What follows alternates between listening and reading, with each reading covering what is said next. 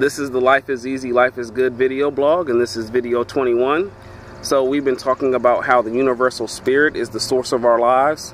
And another way of saying that is that we are automatically and miraculously taken care of. Think about that for a second. We are automatically and miraculously taken care of. And whether you initially believe that statement or not, this I have found to be true in my very own life, is that so many times we start to worry and take concern for our own lives and try to control the flow of our lives, when indeed the same source that takes care of the universe and the earth automatically also takes care of us. So I wanted us to just participate in a practice together real quick. Is just take a moment to stop your current thought, stop your current actions, and just notice the pleasures of the earth around you. Can you see the sun shining? Can you feel the breeze blowing against your skin or blowing against your body gently? Or can you even see the beautiful colors that are in the earth? The green grass, or maybe even the trees, or maybe even the different colored flowers that are growing. And as you notice that, just know that the same source that unfolds those things also is our source. And what I mean by that is that source takes care of us in the same way that it takes care of the earth without our input. And I've been repeating that statement over and over again, but I want us to truly understand that we don't have to worry about our lives at all.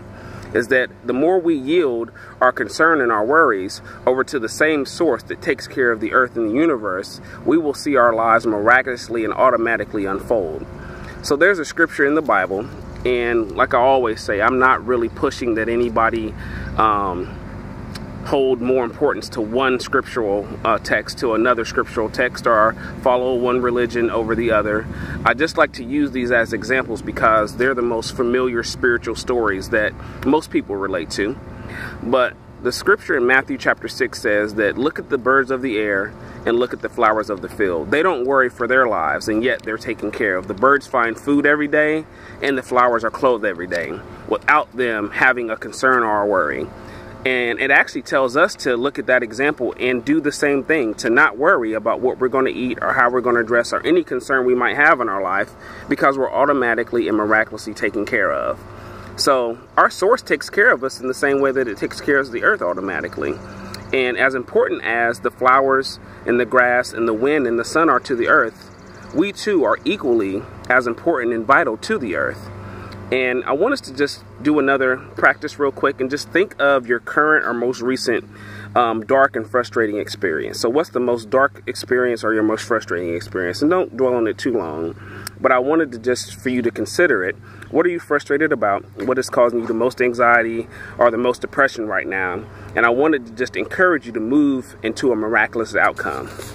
So this is a statement that I just make from time to time when I'm in the middle of a dark situation, and it's kind of mystical and it's kind of spooky, but I find that it actually helps.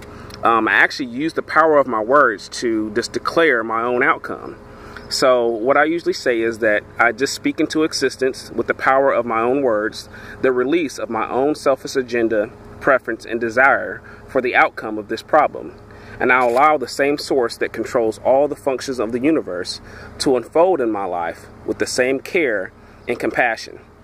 And I let go of the fear that I am cursed to repeat depression and frustration, and I'll allow my spiritual parent to gently wake me from the illusion of doubt and fear about the negative.